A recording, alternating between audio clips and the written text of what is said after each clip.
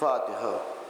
بسم اللہ الرحمن الرحیم الحمد للہ رب العالمین الرحمن الرحیم مالک یوم الدین ایاک نعبد و ایاک نستعین اہدنا الصراط المستقیم صراط الذین انعمت علیہم غیر المغضوب علیہم ولا الضالین۔ درود بھیجے محمد و آل محمد پر۔ اللہم صلی علی محمد و آل محمد۔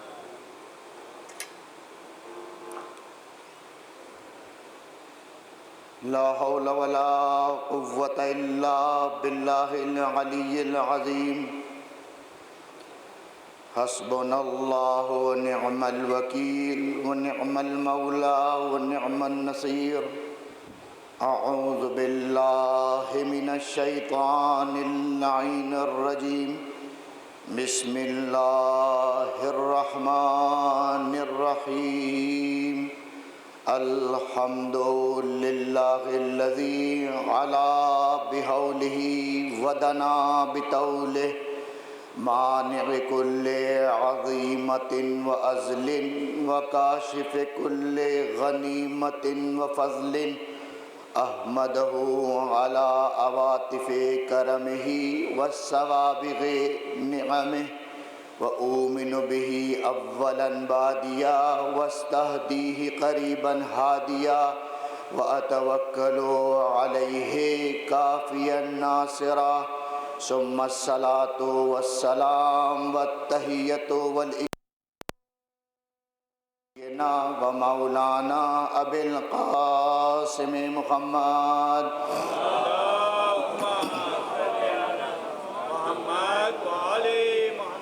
وآلہ الطیبین الطاہرین المعصومین المظلومین المنتجبین المیامین الذین اذهب اللہ عنہم الرجس وطہرہم تطہیرا۔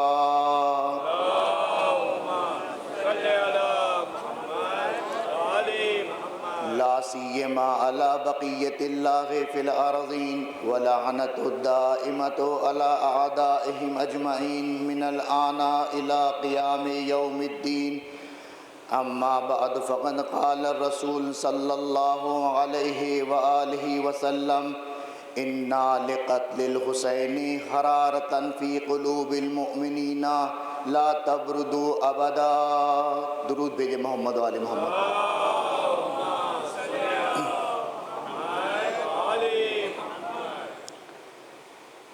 موت اور زندگی کا کچھ پتہ نہیں،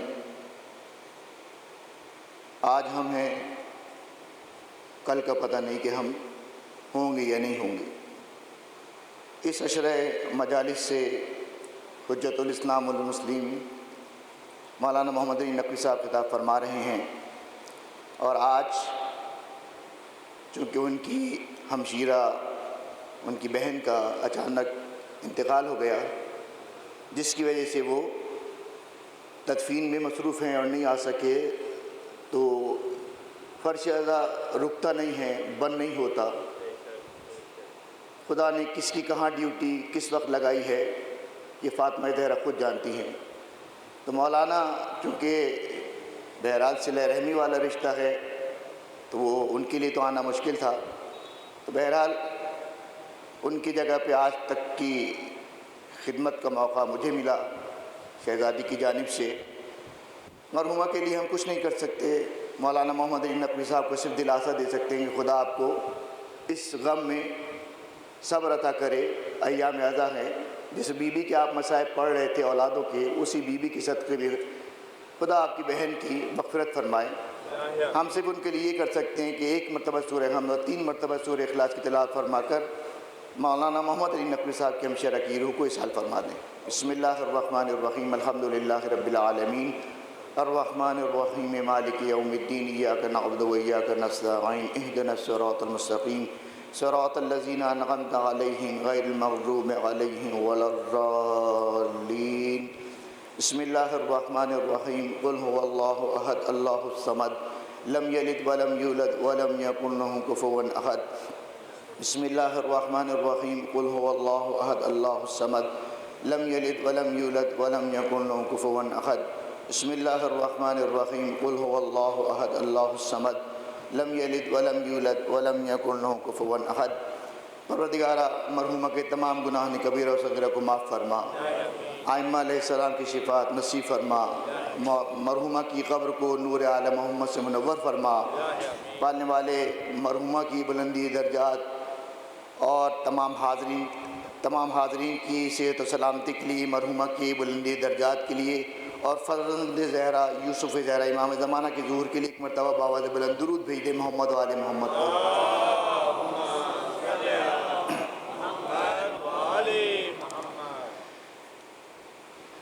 جس حدیث کو آج کی اس مجلس کے لیے عنوان کلام چنا ہے، یہ ختمی مرتبہ محمد مصطفیٰ صلی اللہ علیہ وآلہ وسلم کی حدیث مبارک ہے کہ جس میں ختمی مرتبہ ارشاد فرما رہے ہیں کہ اِنَّا لِقَتْلِ الْحُسَيْنِ حَرَارَةً فِي قُلُوبِ الْمُؤْمِنِينَ لَا تَبْرُدُ أَبَدًا۔ بظاہر تو چند جملوں پر مشتمل یہ حدیث ہے، لیکن اگر آپ اس حدیث کی گہرائی میں جائیں تو اس حدیث کے اندر خوشخبری بھی ہے، اس حدیث کے اندر بشارت بھی ہے، اور اس حدیث کے اندر امام حسین عالی مقام کا مرتبہ بھی پتہ چل جاتا ہے کہ خدا کے نزدیک مرتبہ کیا ہے۔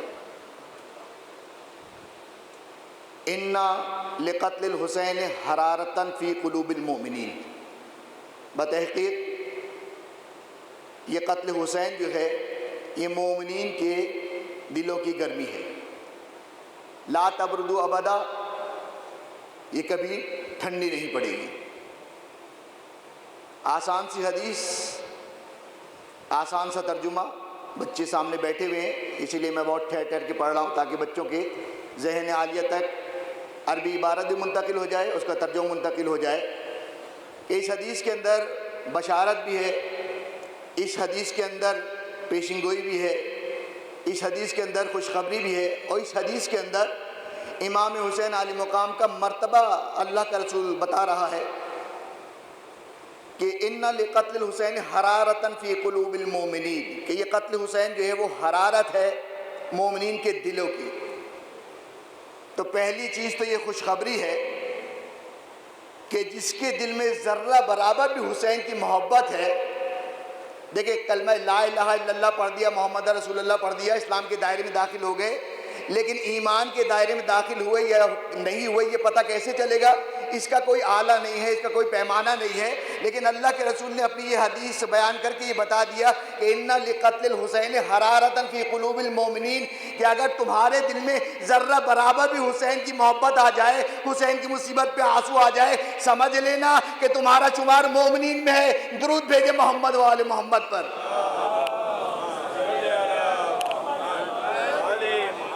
پہلی خوشخبری تو یہ ہے کہ اللہ کے رسول نے بتا دیا کہ جو فرش ازا پر آ جائے، چاہے فرش ازا پر نہ آئے، نوحہ سنے، مرثیہ سنے، آیت سنے، روایت سنے، نوحہ سنے، کچھ بھی سنے، اگر ایک بھی آنسو تو چھوڑیے، خالی اس کی آنکھیں نم ہو جائیں، آنسو بہنا تو دور کی بات ہے، خالی آنکھیں نم ہو جائیں، اللہ کے رسول نے بشارت دے دی کہ وہ مومن ہے، کیونکہ اللہ کے رسول نے کہا نا کہ اِنَّا لِقَتْلِ الْحُسَيْنِ حَرَارَةً فِي قُلُوبِ الْمُؤْمِنِينَ، ایک بشارت تو یہ ہے، خوشخبری ہے یہ، اور دوسرا کیا کہا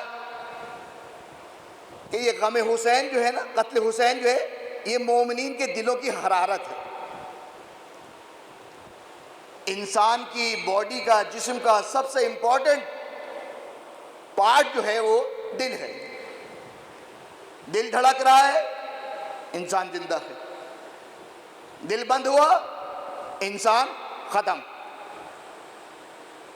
اللہ کے رسول کیا کہنا چاہ رہے ہیں کہ قتل حسین مومنوں کی دل کی حرارت ہے، یعنی مومنوں کا ایمان باقی رہے گا کب تک؟ کہ جب تک کہ حسین کی محبت دل کے اندر ہے۔ جب تک حسین کی محبت دل کے اندر ہے اس کا مطلب ہے کہ دل زندہ ہے، ایمان زندہ ہے۔ اور اللہ کے رسول نے یہ بھی اشارہ کر دیا کہ سانس لینا یہ زندگی کی علامت نہیں ہے، کھانا پینا یہ زندگی کی علامت نہیں ہے، بلکہ زندگی کی علامت یہ ہے کہ تم حسین سے کتنے وابستہ ہو۔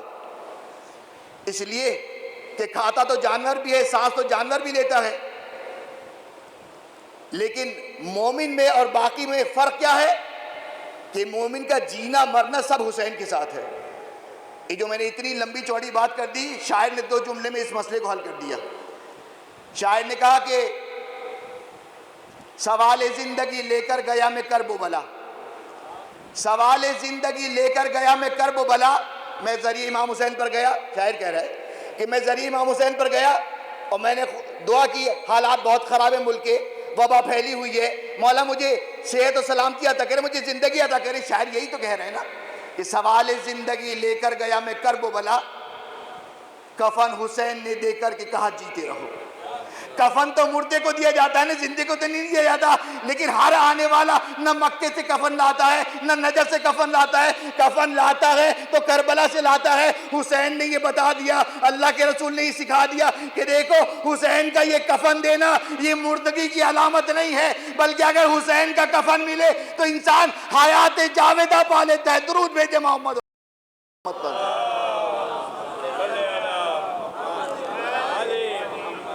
تو مومن کی علامت ہے،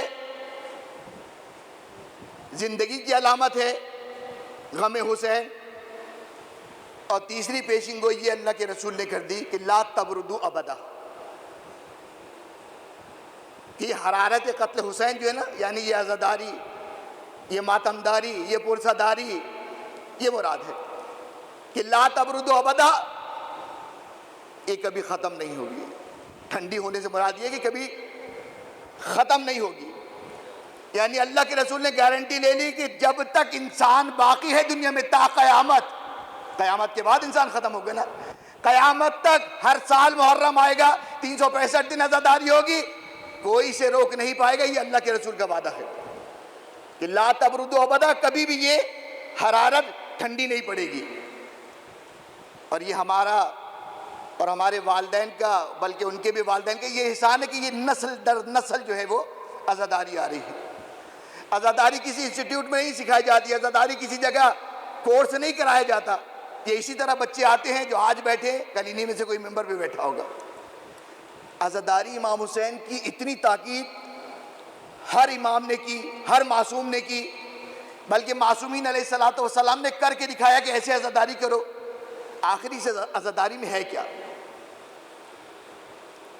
ساری دنیا جب پریشان ہوتی ہے نا، در اہل بیت پر آتی ہے، چاہے ماننے والا ہو چاہے نہ ماننے والا ہو، آتا در اہل بیت پہ ہی ہے۔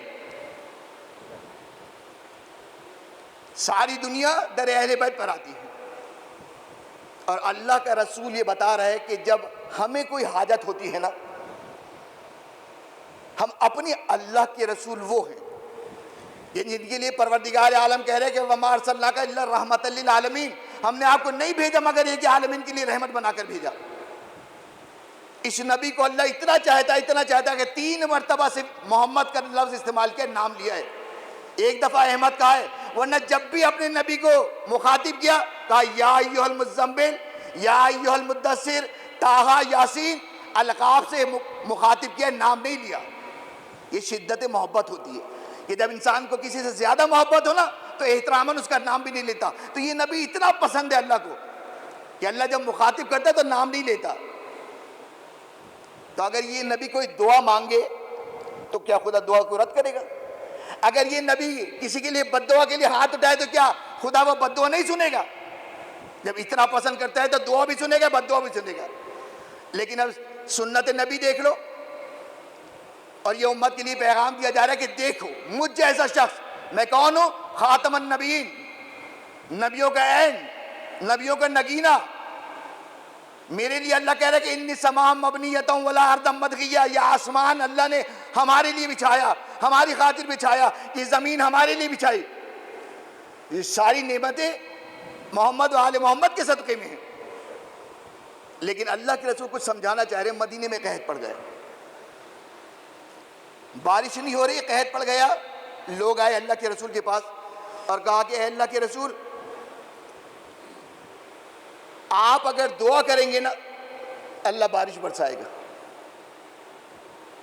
اللہ کے رسول نے کہا کہ چلو مدینے سے باہر نکل کے کھڑے ہو میدان میں ابھی آتا ہوں۔ وہ مومنین کے جو حج و زیارت کی سعادت نصیب ہو چکی ہے جنہیں، وہ تو جانتے ہیں کہ اب تو مسجد نبوی کا صحن جو ہے وہ اس مسجد پہ جا کے ختم ہوتا ہے کہ جس کا نام ہے مسجد غمامہ. غمہ کہتے ہیں بادل کو. مسجد غمامہ یعنی بادلوں والی مسجد. اس کا واقعہ کیا ہے؟ قحط پڑ گیا مدینے میں, بارش نہیں ہو رہی. لوگوں نے کہا کہ اللہ کے رسول آپ آ کے دعا کریں گے تو بارش ہوگی. اللہ کے رسول نے کہا کہ مدینے سے باہر جا کے کھڑے ہو میدان میں, اور اس حالت میں جانا کہ اپنی عورتوں کو لے کے جانا, بچوں کو لے کے جانا, جانوروں کو لے کے جانا, اور میدان میں پہنچنے کے بعد بچوں کو ماؤں سے جدا کر دینا, جانوروں کو ایک دوسرے سے جدا کر دینا. جب بچے ماؤں کو نہیں پائیں گے تو بلک بلک کے روئیں گے. جب جانوروں کے بچے اپنی ماؤں کو نہ دیکھیں گے ایک مرتبہ آہ بکا شروع کریں گے. تو کہتے ہیں نماز استسقاء پڑھنے کا یہی طریقہ ہے کہ جب آہ بکا بڑھے 2 رکعت نماز پڑھو, خدا کی بارگاہ میں دعا کرو, خدا پانی برساتا ہے. اللہ کے رسول کی ہدایت تھی. لوگ باہر گئے اس میدان میں جا کے جمع ہوئے. اللہ کے رسول آئے, جو رسول نے کہا تھا اسی طرح کیا گیا کہ عورتوں کو بچوں سے جدا کر دیا گیا, جانوروں کو ان کے بچوں سے جدا کر دیا گیا. اللہ کے رسول نے 2 رکعت نماز استسقاء پڑھی, اور اس کے بعد سارے جو جمع ہیں ان کے درمیان آ کے کھڑے ہوئے.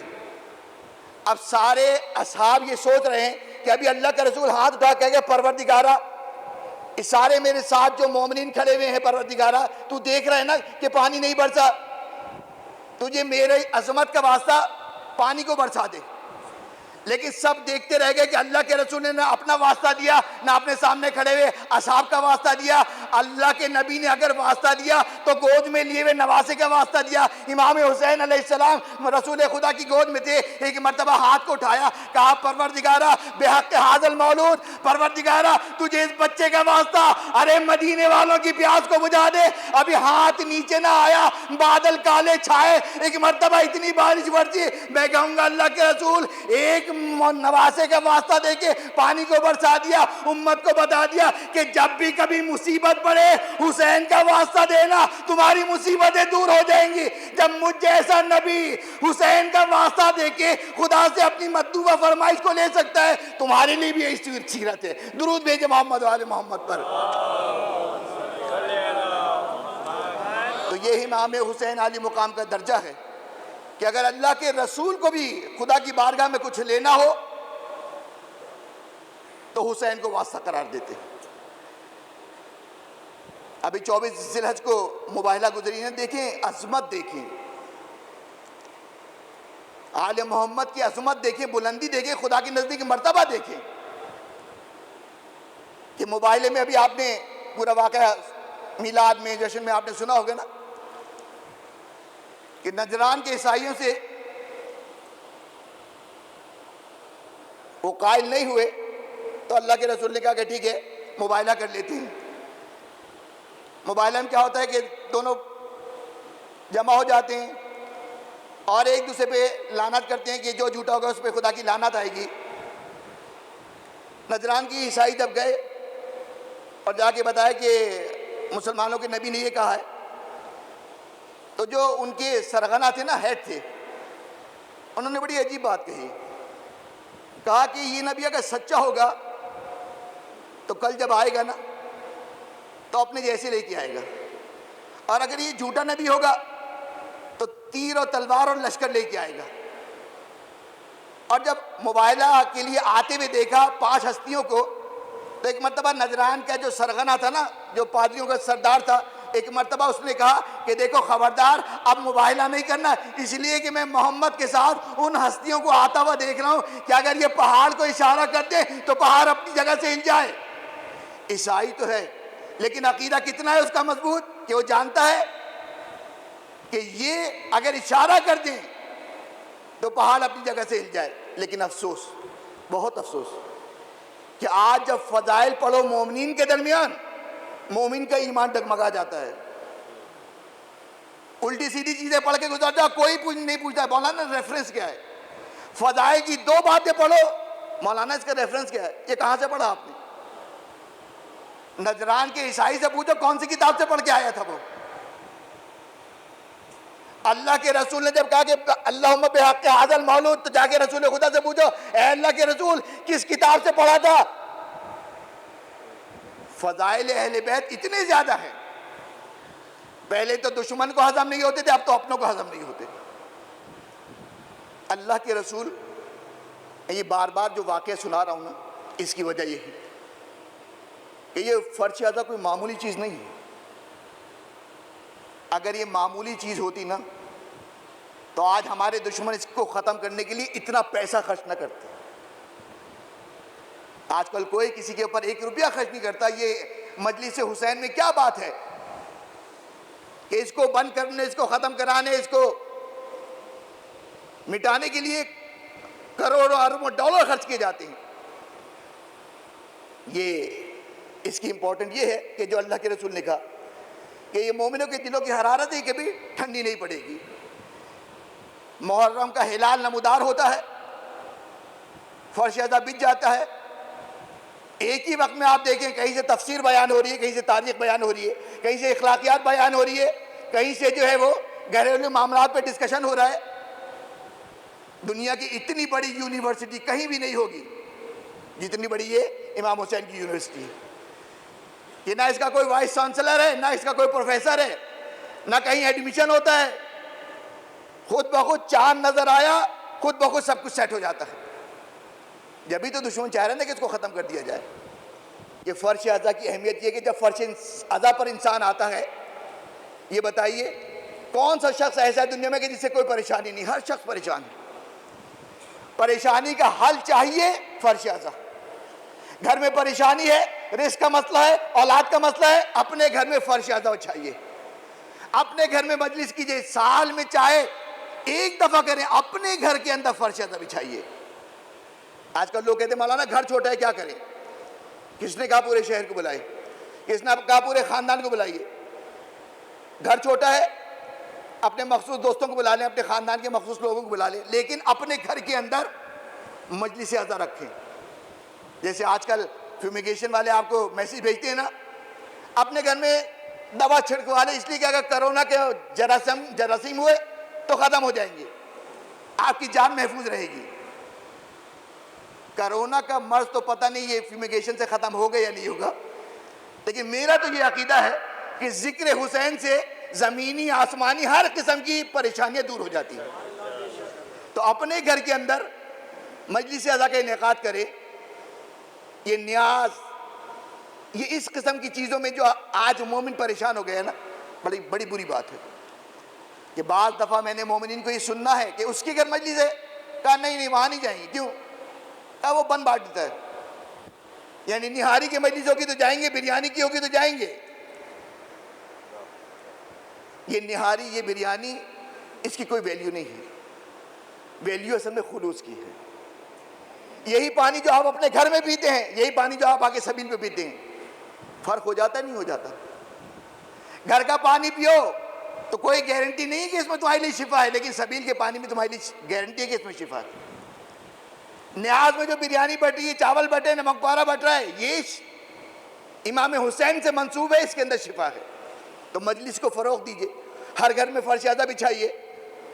نیاز مہنگی ہو، ایسا ہو ویسا ہو، یہ سب چھوڑیے۔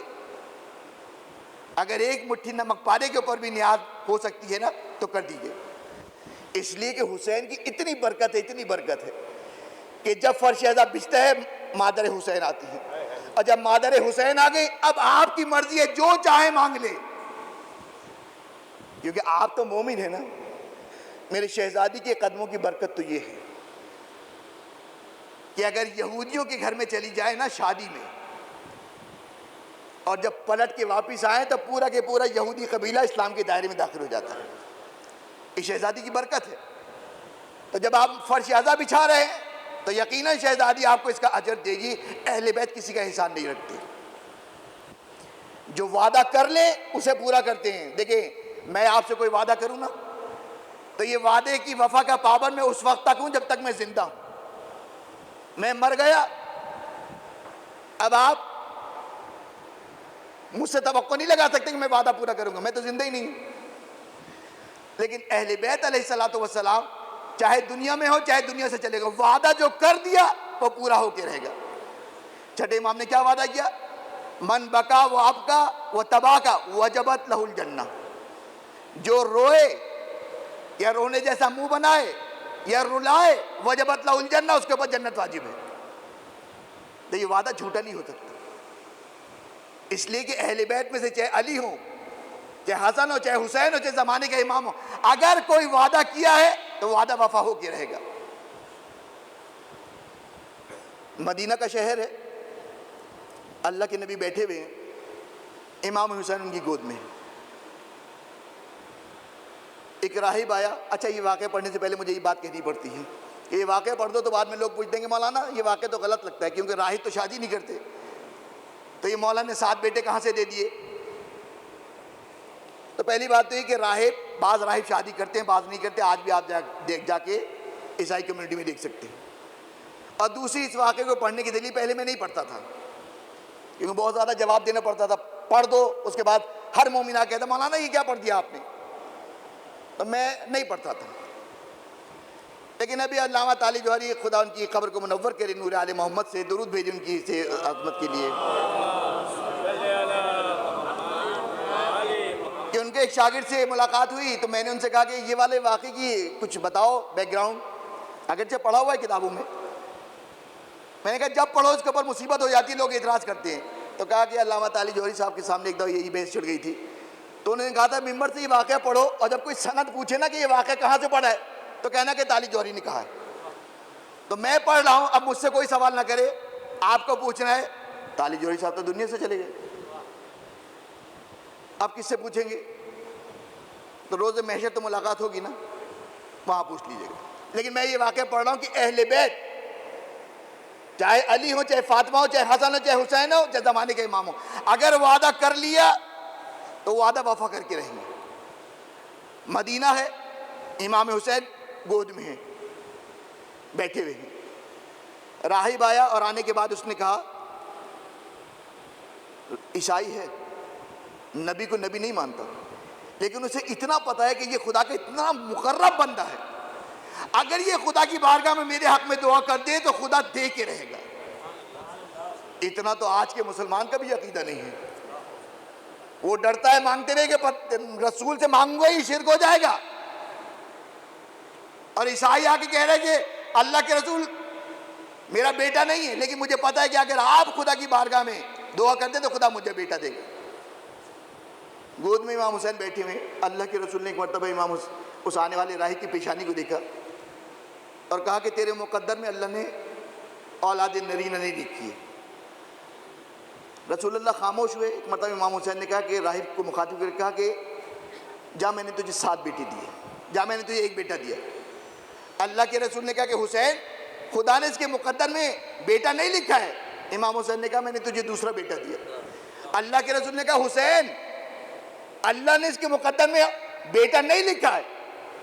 میرے مولا حسین نے راہب کو دیکھ کے کہا کہ جا میں نے تجھے تیسرا بیٹا دیا. ہر بیٹا دیتے ہیں، ادھر رسول کہتے ہیں کہ حسین اللہ نے نہیں دیا، یہاں تک کہ 7 بیٹے دے دیے حسین نے. اس کے بعد اللہ کے رسول نے کہا حسین بس کر دو بس. اب وہ راہب، دیکھیں راہب عیسائی ہے، کاش مسلمان بھی ایسے ہی ہو جائیں عقیدے کے اعتبار سے، کہ حسین نے جب کہا کہ میں نے تجھے 7 بیٹے دیے تو کیا فوراً بیٹے آ گئے اس کی گود میں؟ کیا؟ لیکن اس کو جتنا اعتماد رسول پہ تھا اتنا ہی اعتماد نواسہ رسول پہ تھا کہ اگر یہ نبی دعا کرے گا تو بیٹے مل جائیں گے. اور جب نواسے نے کہا کہ میں نے دے دیے، اب اس کو اتنا یقین ہے کہ اب 7 بیٹے تو میرے ہو ہی جائیں گے. جب کسی کو کوئی اپنی پسند کی چیز مل جائے نا، اس کی خواہش پوری ہو جائے، وہ خوش ہو جاتا ہے. ہمارے اور آپ کا بھی طریقہ یہ ہے نا کہ جب ہم کسی جگہ جائیں کوئی ہمارا کام کروا دے تو ہم واپسی میں کیا کہتے ہیں؟ قبلہ کبھی آئیے گا نا ہمارے گھر پہ تشریف لائیے، ساتھ بیٹھ کے چائے پئیں گے. راہب جاتے جاتے کہہ رہا ہے، کوفے کا رہنے والا ہے، جاتے جاتے کہہ رہا ہے، امام حسین کو مخاطب کر کہتا ہے کہ فرزند رسول کبھی آپ میرے غریب خانے میں تشریف لائیے نا. امام حسین نے کہا کہ ہاں ہم آئیں گے. نواسے رسول نے کہا ہاں ہم آئیں گے. رسول کا زمانہ گزر گیا، حسین اس کے گھر نہیں گئے. امیر المومنین کا زمانہ گزر گیا، حسین نہیں پہنچ پائے. امام حسن کا زمانہ گزر گیا، امام حسن اس راہب کے گھر نہیں جا پائے. یہاں تک کہ 61 ہجری کا عاشور کا دن آ گیا، عصر عاشور شہید ہو گئے، امام حسین نہیں پہنچ پائے. لیکن حسین نے جب وعدہ کیا ہے نا، وعدہ نبھاتا. دوستی کرو تو ایسے سے کرو کہ جو مرنے کے بعد بھی اپنا وعدہ نبھا رہا ہے. جب 11 محرم کو بنات رسول کو قیدی بنا کر کوفہ لے کے گئے ہیں نا، عمر سعد کو ابن زیاد کے پاس پہنچنے کی اتنی جلدی تھی، انعام لینا تھا نا، کہ وہ سواریوں کو دوڑاتا ہوا لے گیا ہے. عصر کے وقت جب پہنچا ہے، ابن زیاد کا حکم آیا کہ قیدیوں کو ابھی لے کے داخل نہیں ہونا، ابھی دربار سج رہا ہے، کوفے کی گلیاں سج جائیں گی تب ان کو لے کے آنا. کاروان اتنا تھکا ہوا ہے، ظاہر ہے کل عاشور میں جنگ کی ہے، تھکے ہوئے ہیں. جیسے ہی بیٹھے پورا لشکر سو گیا. وہ نیزے کے جن کے اوپر سر تھے، وہ سارے نیزے ایک عیسائی راہب کی دیوار سے لگا دیے گئے. سپاہی سو گئے ہیں، لیکن اتنا خوف ہے بیویوں کے اوپر کہ کوئی بیوی رو نہیں رہی. کسی بیوی میں یہ جرت نہیں ہے کہ بلند آواز سے ان کٹے سالوں کو دیکھ کے رو سکے. اتنا خوف ہے، اتنا سناٹا ہے کہ اگر سوئی بھی گر جائے نا تو سوئی کے گرنے کی آواز آئے. لیکن ایسے میں حسین کی 4 سالہ بچی ہے کہ جسے اپنے بابا اتنی شدت سے یاد آ رہے ہیں کہ ساری بیویاں تو خاموش ہیں، لیکن وہ اپنے باپ کا ماتم کر رہی، کہتی واہ بتا واہ حسینہ، واہ بتا واہ حسینہ، واہ بتا واہ حسینہ. راہب کی جو زوجہ تھی اس نے کہا کہ اپنے شوہر سے کہا کہ جاؤ جا کے دیکھو ذرا یہ کون سا کاروان آیا ہے اور یہ بچی کیا کہہ رہی ہے کہ جس کے کہنے سے میرا جگر پھٹ جا رہا ہے. راہب باہر آیا، دیکھا عجیب منظر ہے. دیوار سے لگائے ہوئے نیزے کھڑے کیے ہوئے ہیں، جن کی نیزے کے اوپر ہر نیزے پہ ایک سر ہے، اور ان نیزوں کے پاس کچھ بیویاں بیٹھی ہیں جو سسک سسک کے رو رہی ہیں، کوئی آواز سے نہیں رو. یہ گیا اور جانے کے بعد پوچھا کہ اس لشکر کا سالار کون ہے، ان سروں کا نگہبان کون ہے. ہرملہ کے پاس لے جایا گیا، کہا کہ یہ لشکر کا سروں کا نگہبان ہے. کہا یہ کون لوگ ہیں؟ کہا یہ ایک گروہ تھا جس نے یزید وقت کے خلاف بغاوت کی تھی، تو ہم نے جنگ کر کے اس کے مردوں کو قتل کر دیا، اس کی عورتوں کو قیدی بنا کے لائے. کہا وہ کون تھا اور کہاں کا رہنے والا تھا؟ کہا مدینے کا رہنے والا تھا. کہا نام کیا تھا؟ کہا حسین. کہا حسین، باپ کا نام کیا تھا؟ کہا حسین ابن علی. کہا محمد کا نواسا؟ کہا ہاں. کہا تم نے اسے قتل کر دیا؟ کہا ہاں ہم نے اسے قتل کر دیا. کہا کہاں ہے وہ؟ کہا وہ جو سر ہے نا نوکی نیزہ پہ، وہ حسین کے سر ہے. جیسے ہی راہب نے سنا ایک مرتبہ، کہا کہ مجھے تھوڑی دیر کے لیے سر دے دے. عمر صاحب نے کہا نہیں، مجھے تو ابن زیاد انعام دے گا. کہا کتنا انعام دے گا؟ کہا 10,000 درہم. کہا میں تجھے 10,000 درہم دینے کو تیار ہوں، یہ سر مجھے تھوڑی دیر کے لیے دے دے. یہ راہب اس لیے نہیں پہچان پایا کہ جب حسین نے اس کو بیٹے دیے تھے نا، حسین چھوٹے تھے. اب 50 سال کے بعد جب ملاقات ہو رہی ہے تو حسین 57 سال کے بوڑھے ہو چکے ہیں. سر کو گھر میں لے کے آیا، جہاں بیٹھ کے عبادت کرتا ہے نا، وہاں سر رکھ کے کہنے لگا مولا آپ نے آنے کا وعدہ کیا تھا، لیکن وعدہ اس طرح تو نہیں نبھانا چاہیے تھا. آج شب سات آ گئی اور فاطمہ کے گلشن کی اس پھول کی کہ جس کے کھلنے کی عمر تھی، وہ کھلنے سے پہلے مرجھا گیا. کربلا میں فاطمہ کی کمائی جو لٹی ہے نا، جو گھر اجڑا ہے، اس کے بعد کبھی فاطمہ کا گھر آباد نہ ہو سکا. کربلا میں اگر آپ زینب و کلثوم کی بہادری دیکھتی ہیں نا، مردوں کی بہادری تو کیا بیان کی جائے.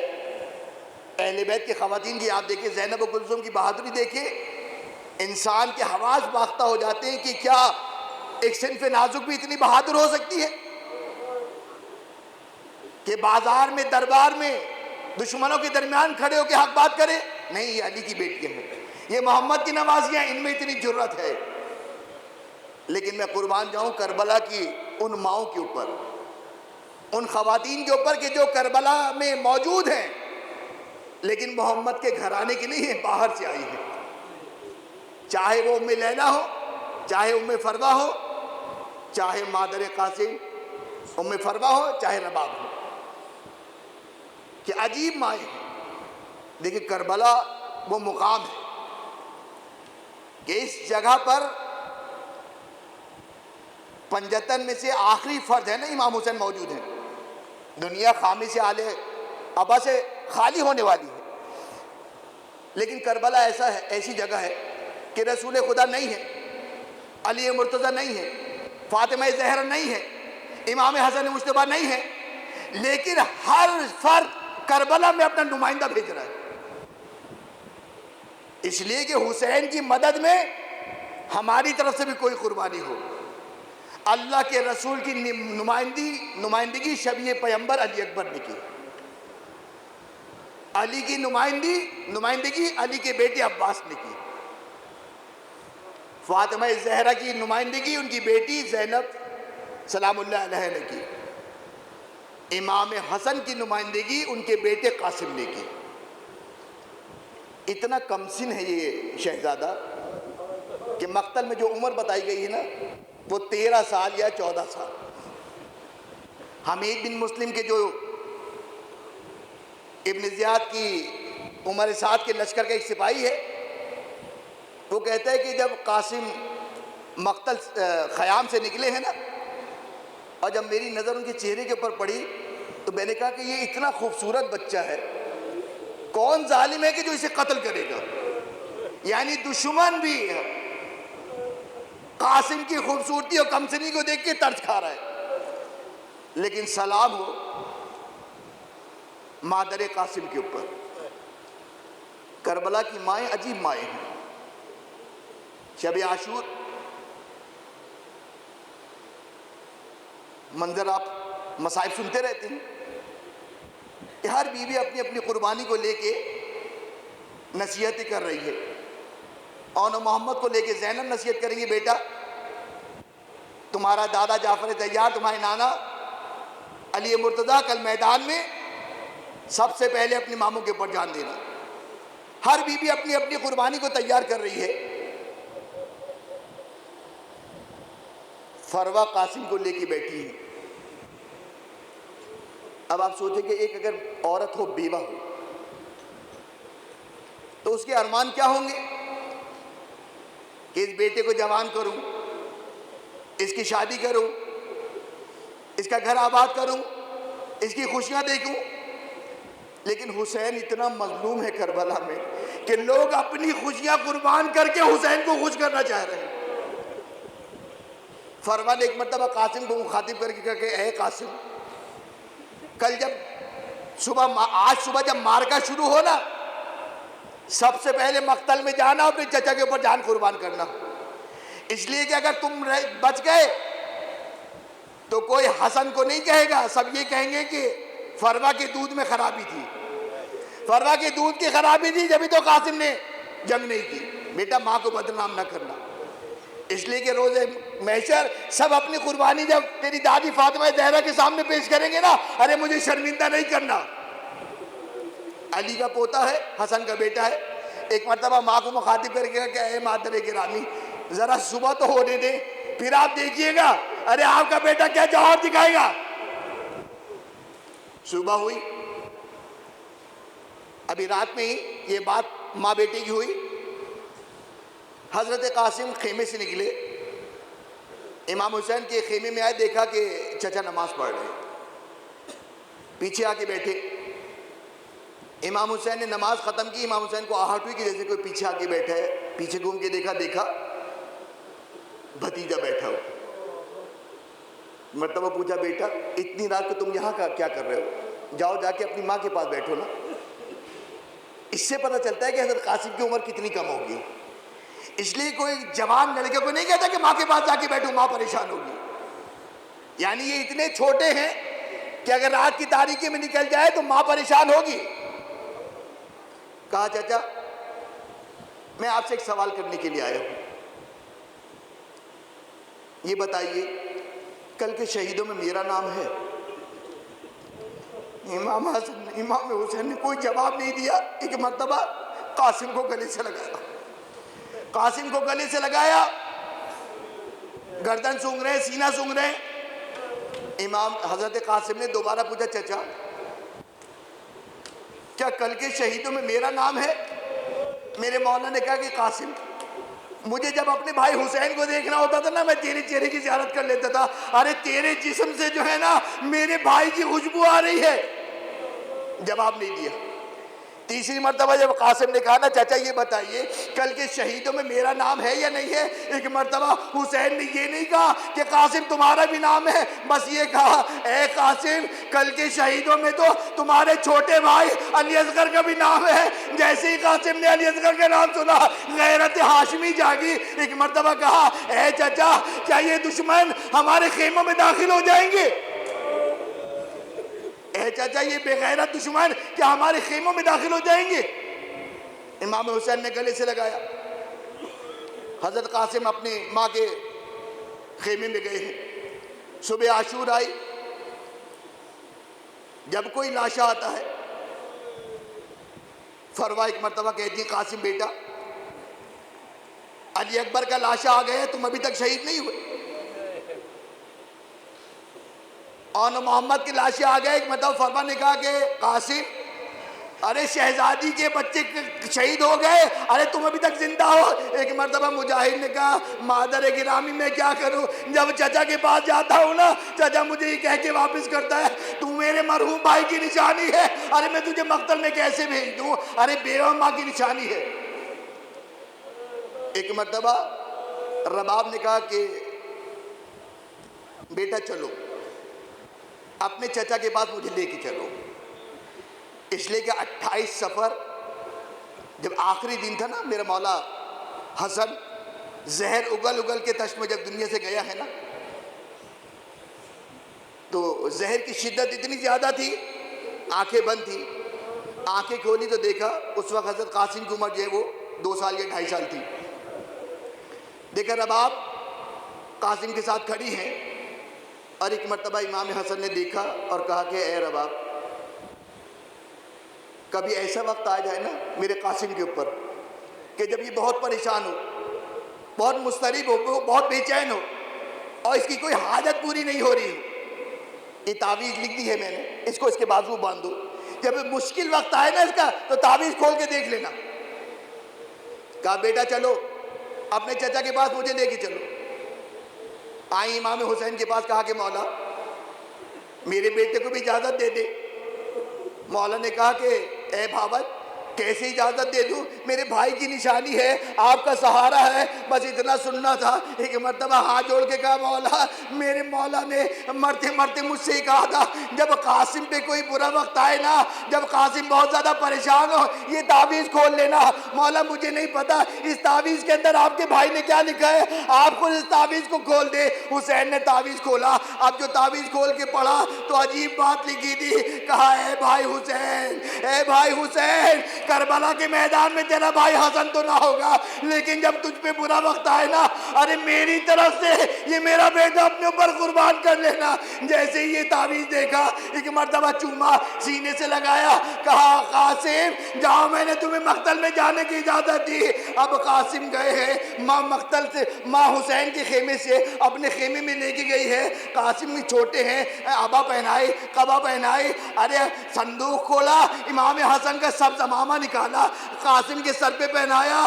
قاسم جو مقتل قاسم جو ماں کے خیمے سے نکلے ہیں نا، ایسا لگ رہا تھا مقتل میں نہیں جا رہا شہزادہ، شادی کے لیے جا رہا ہے، دولہا کی طرح تیار ہو کے آیا، اتنا چھوٹا شہزادہ ہے، ارے اپنے ہاتھ سے گھوڑے پہ سوار نہ ہو سکا، حسین نے گود میں لیا، قاسم کو سواری پہ بیٹھایا اور ایک مرتبہ مقتل میں بھیجا۔ ارے کم سن تو ہے لیکن ہے تو علی کا پوتا نا، ارے بڑھ بڑھ کے حملے کر رہا ہے، بڑھ بڑھ کے حملے کر رہا ہے۔ دشمنوں نے کہا ارے اسے کم سن نہ سمجھنا، یہ علی کا پوتا ہے، ارے اس طرح قابو میں نہ آئے گا، سب مل کے حملہ کرو۔ آئے تھے 13 یا 14 سال کا قاسم، کہیں سے پتھر آئے، کہیں سے تیر آئے، کہیں سے تلوار آئے، اتنا زخمی ہو گئے شہزادہ۔ ایک مرتبہ زمین کربلا پر جب گرا ہے نا، زمین کربلا پر گرا ہے، آواز دی یا اماں، اے میرے چچا اپنے بھتیجے کی خبر لے، مقتل میں لکھا ہے۔ ارے جب بھی کوئی گرتا تھا نا حسین کو بلاتا تھا، حسین جاتے تھے، لیکن جتنی تیزی سے قاسم کے سرانے پہنچے اتنا تیزی سے کسی کے سرانے نہیں پہنچے۔ اپنے بھتیجے کے سرانے پہ عقاب کی طرح جو دوڑ کے پہنچے ہیں نا، لشکر یہ سمجھے حسین نے حملہ کر دیا، دائیں کا لشکر بائیں ہوا، بائیں کا لشکر دائیں ہوا۔ ارے قاسم کا لاشا کربلا میں پامال ہو گیا۔ میں کہوں گا کربلا میں 2 لاشیں پامال ہوئے نا، ایک فرزند زہرا حسین کا، ایک قاسم کا، قاسم کے بیٹے، ایک حسن کے بیٹے قاسم کا۔ لیکن میں ہاتھ جوڑ کے معذرت چاہوں گا میرے مولا حسین سے کہ مولا جب آپ کا جسم پامال ہوا آپ کے جسم میں جان نہ تھی، لیکن جب قاسم پامال ہوا، ارے قاسم زندہ تھا۔ حسین سرانے پہنچے، دیکھا بھتیجا زخموں سے چور ہو چکا ہے، ارے پسلی ٹوٹ چکی ہے، جسم اتنا خستہ ہو چکا ہے، حسین اٹھانا چاہ رہے لیکن بھتیجا اٹھ نہ پا رہا۔ حسین نے اپنی ابا اتاری، ابا کے اندر قاسم کو لٹایا، اور ایک مرتبہ جب اٹھایا تو اب یہ ابا کا دامن ایسا لگا جیسے کہ کوئی گٹھڑی ہو، اور گٹھڑی پہ قاسم کو لے کے چلے۔ اب در خیمہ پر پہنچے ہیں، آواز دی زینب، زینب ذرا آ کے قاسم کو تو لینا، اس لیے کہ جو بھی جنازہ لاتا تھا حسین زینب آ کے وصول کرتی تھی۔ اب جو زینب آئی ہے نا، عجیب منظر دیکھا حسین کے تو ہاتھ میں کچھ نہیں ہے، کہا بھیا قاسم کو لے کے نہیں آئے کیا؟ کہا لایا ہوں۔ کہا ہے؟ ایک مرتبہ جو گٹھڑی کھولی حسین نے کہا ارے آہستہ سے گٹھڑی کھولنا کہیں قاسم کی ماں نہ دیکھ لے، بس اتنا کہہ رہا تھا۔ زینب نے جو گٹھڑی کھولی، ارے فرمائی، آنے کے بعد کہا اے بیویوں ارے مجھے مبارکباد دو، سب سے زیادہ میری قربانی قبول ہوئی۔